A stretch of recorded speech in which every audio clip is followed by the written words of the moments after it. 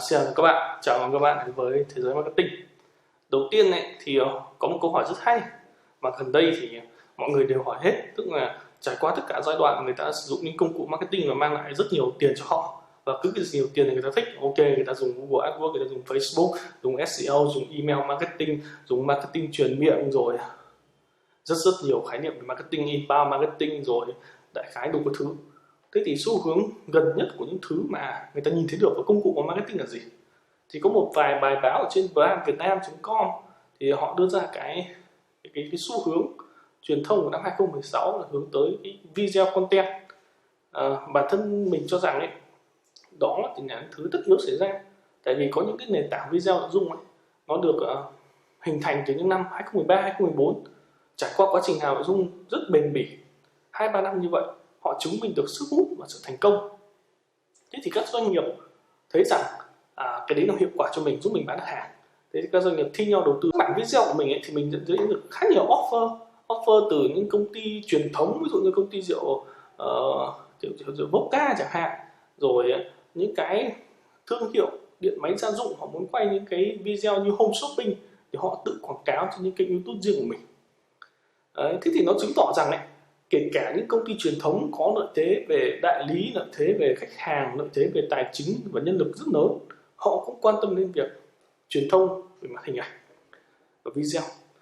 Thế thì tại sao truyền thông hình ảnh và video ấy nó lại hay như vậy? Mình cho rằng ấy, cái quan trọng nhất ấy, nó đạt tới cảm xúc của người dùng. Bản chất một người dùng đọc một bài báo hay, đọc một quyển sách hay thì họ sẽ mất rất nhiều thời gian để có thể, ý là thời gian ví dụ đọc hết quyển sách đấy và cảm nhận, nhưng để được xem một video ấy, thì nó chạm tới cảm xúc người dùng rất là nhanh. Đấy, và họ có thể giải quyết vấn đề nhanh. Trong thời đại mà bạn bị loãng bởi rất nhiều nguồn thông tin thì việc xử lý một vấn đề nhanh ấy, nó là cực kỳ quan trọng. Đấy, và nền tảng video làm được cái đấy. Mình cũng ít lên Facebook, trong khi mình vẫn đang tập trung vào các công cụ marketing, làm marketing cho các doanh nghiệp, thì mình nhận thấy rằng ấy, có những thứ rất hay ho diễn ra trên Facebook, và có những cá nhân mình phải nói rằng là họ thực sự tài năng khi cái nền tảng video content của họ ấy, họ thu hút được một lượng xem rất lớn, và cứ cái gì ấy mà bán được cho nhiều người thì khách hàng chính là cái chứng minh được cái chất lượng của sản phẩm. Đấy. Thế thì chúng ta phải nói thẳng, những cái cá nhân đấy ấy, vốn ở Việt Nam rất nhiều, họ muốn tự do thực hiện ý tưởng, họ muốn tự do đăng lên Facebook, họ muốn tự do có hàng trăm nghìn like. Ví dụ mình thấy là Trung Tô này, gần đây mình xem thấy Monster TNT hay NTN mình không nhớ lắm, nhưng đại khái đó là điều rất là hay. Ví dụ bên Monster TNT chẳng hạn đi, họ làm những video trải nghiệm thực tế, mình cho rằng là cực kỳ là hay, khi mà những video thực tế đấy nó chạm tới cảm xúc người dùng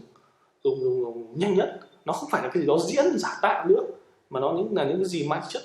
gần như là có được cài đặt trước, giống như một kênh truyền hình của Việt Nam họ quay chương trình camera giấu kín. Mình cho rằng những thứ đấy là hay, tại vì những thứ được sắp đặt, những thứ có chủ đích ấy, đôi khi nó không phản ánh thực tế cuộc sống. Thừa hưởng những điều đấy và được truyền cảm hứng từ những điều đấy, thì cái mảng video của công ty mình cũng muốn thử được cái trải nghiệm kiểu như vậy. Thế thì mình bắt đầu với những thứ mà mình có thôi. Mình có một khách hàng, họ yêu cầu mình làm cái ABC, và mình thử rằng, giả dụ rằng chúng ta xảy ra mối xung đột với khách hàng, giả dụ rằng chúng ta nói với họ rằng họ không thực sự tốt, thì phản ứng của họ sẽ như thế nào? Thì thật bất ngờ rằng mình gặp được một công ty khởi nghiệp cũng chưa đăng ký kinh doanh, cũng rất nhiều thứ, và đại khái mình nhận được một số phản ứng tiêu cực khi con người ta bị nói xấu, bị cho rằng mình chưa đủ tốt, hay bị mang ra so sánh đối tượng này đối tượng kia. Và tiếp tục nữa đó là những cái chuỗi dài tiếp theo, khi mà chúng ta liên tục đẩy cảm xúc của nhau lên, người A tăng lên, người B không nhường nhịn, thì cảm xúc nó càng đẩy lên mà không ai nhường nhịn ai cả. Thế thì vấn đề ở đây là những video thực tế nó mang lại cho bạn cái đấy, nó mang lại cho bạn cảm xúc thật, nó mang lại cho bạn những câu chuyện đôi khi nó diễn ra ở thực tế. Thì những câu chuyện đấy nó có tính truyền đạt và dạy người khác về văn hóa nhiều hơn là những câu chuyện có tính giản dựng ở trên TV. Thế thì nói tiếp một câu chuyện nữa rất hay. Năm 2016, khi mà có thủ tướng mới đến Việt Nam, mà chúng ta xác định đây là năm khởi nghiệp và rất nhiều thứ khác nữa, Thế thì cái chuyện khởi nghiệp Việt Nam ấy chúng ta nói rất lâu rồi, chúng ta hình thành thế hệ này thế hệ khác rồi, nhưng nó rất khó đi lên, nó rất khó đi lên. Gần đây mình có thiết kế cho một công ty tên là Mencom của anh Thanh. Thì mình nhận thấy rằng như này, anh có bảo mình như sau, đó là cái người đi du học ấy, khi mà họ đi du học năm cấp 3 thì gần như họ tiếp thu được một lượng văn hóa rất lớn, và họ có những thay đổi gần như hoàn toàn, mà với việc thích nghi những cái hấp thu những cái hay ho ở bên nước ngoài và phong cách họ khác. Những người lên đại học đi du học ấy, thì họ vẫn còn hơi một chút văn hóa nước mắm trong người, còn những người mà đã đi học thạc sĩ thì vẫn là đặc sệt văn hóa nước mắm. Đây là cái thứ khá là nhạy cảm, và mình cho rằng ấy, nó cũng xảy ra bên cái start của Việt Nam. Mình khởi nghiệp đến năm nay là khoảng tầm thứ 8 rồi, thì mình gặp đủ các thể loại, đủ các thể loại, và mình cho rằng ấy, không phải là ai đúng, không phải là ai sai, mà nếu mà chúng ta phát hiện ra cái gì tốt thì chúng ta nên thay đổi bản thân để đi theo nó phù hợp hơn, và chúng ta nên đón nhận một thứ gì đó nó theo văn hóa tích cực. Mình có thể mô phỏng sau mình học ngoại thương, cái thời của mình ấy rất nhiều người khởi nghiệp, đến bây giờ họ vẫn đang khởi nghiệp. Một vài người thì thất bại, ý mình nói là thất bại khá là đau đớn. Họ có những điểm chung của những người thất bại, ví dụ như họ rất ảo tưởng sức mạnh, họ có một cái nền tư duy quản trị truyền thống, tức là ít chịu thích nghi mà mong muốn trở thành ông chủ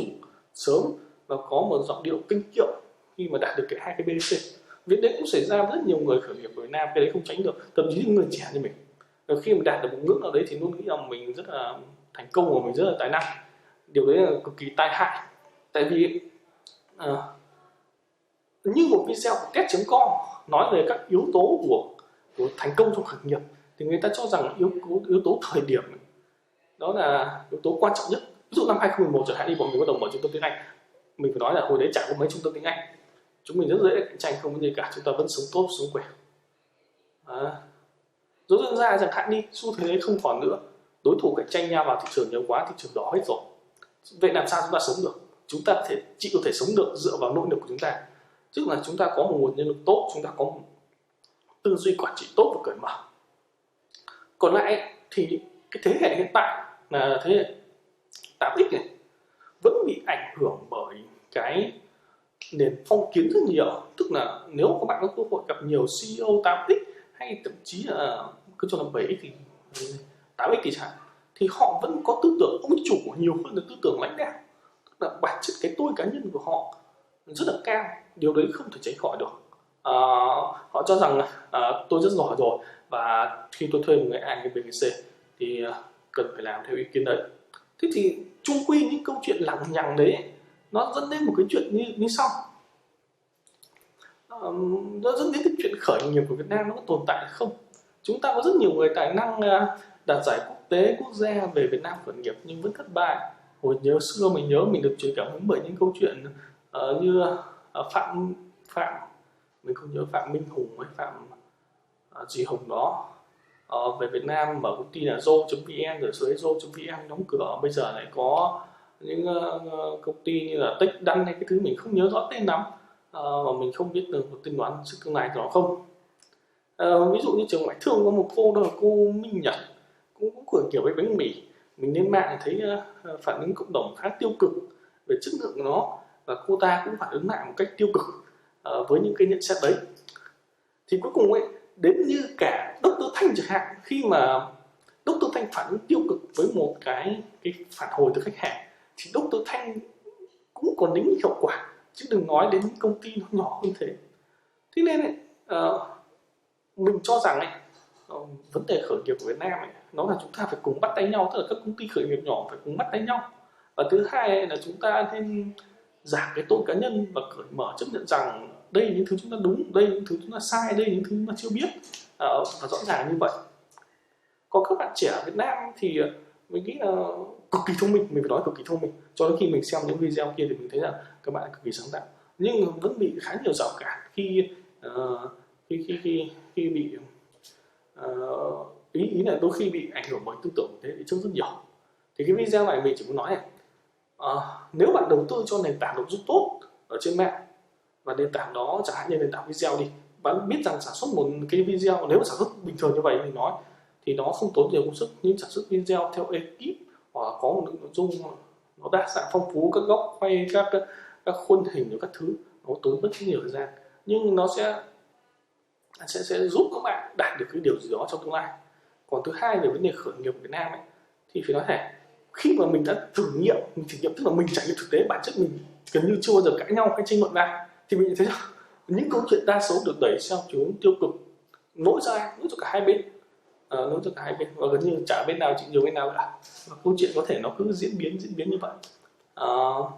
Thì mình hy vọng rằng ấy,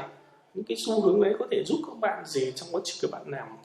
làm video. Còn nếu các bạn cứ đặt người dùng làm trọng tâm thì điều đó sẽ giúp các bạn đi lên. Còn nếu các bạn cứ đặt đối thủ trọng tâm ấy, thì giống như Jack Ma nói rồi, khi mà tôi